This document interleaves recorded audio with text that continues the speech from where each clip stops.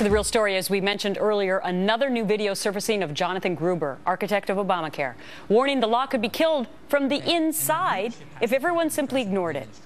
Meantime, former Health and Human Services Secretary Kathleen Sebelius saying she never really met the guy. Chris Plant is a syndicated radio talk show host. Leslie Marshall, Fox News contributor and radio talk show host. Chris, she never met him, although we have this thing at Fox called the Brain Room. And these are all the times, I'm holding up a piece of paper, that she actually talked about him and met with him. So who's telling the truth? Well, the truth, dishonesty is the new honesty in Washington. Nancy Pelosi never met him. Videotape showed up of her talking about him again and again, being in the same room with friends like these guys who need strangers. Of course they knew him, but there are no consequences for lying. You lie, you change your story tomorrow, no consequences. Leslie, why wouldn't Kathleen Sebelius just say, yeah, he was the architect of Obamacare. We hired him because he was a money guy who was from MIT and we trusted his advice on Obamacare. She's not even the secretary anymore. Why wouldn't she just tell the truth?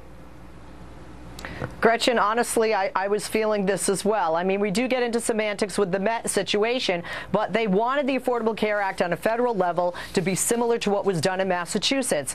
Gruber was the economic model, an architect, if you will, economically for that, and that's what they wanted to do on a federal level. It doesn't change what they felt and continue to feel is the merit of the law. They don't need to distance themselves from Gruber, just point to why they had hired him as a consultant economically. Well, obviously they do need to distance themselves because every single person is doing it because he called Americans dumb.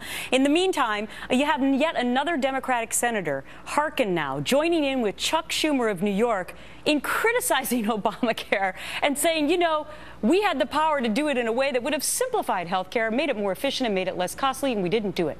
We should have either done it the correct way or not done anything at all. What we did is got the system more complex, blah, blah, blah, blah, blah. Chris, why now are Democrats saying Obamacare is a problem?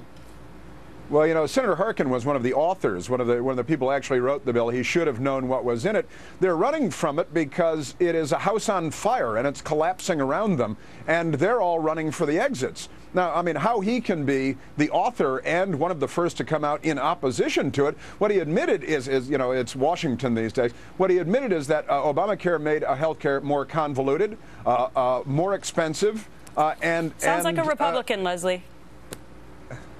Well, I have to say the bottom line here is, you know, they may be coming out and saying this, but many Democrats, myself included, have said originally that this didn't go far enough, that what they did is they put a watered-down version, which did lead to further complications because they couldn't get the true universal comprehensive health care reform passed that Democrats wanted and originally proposed. Going further would not have been convoluted and not complicated?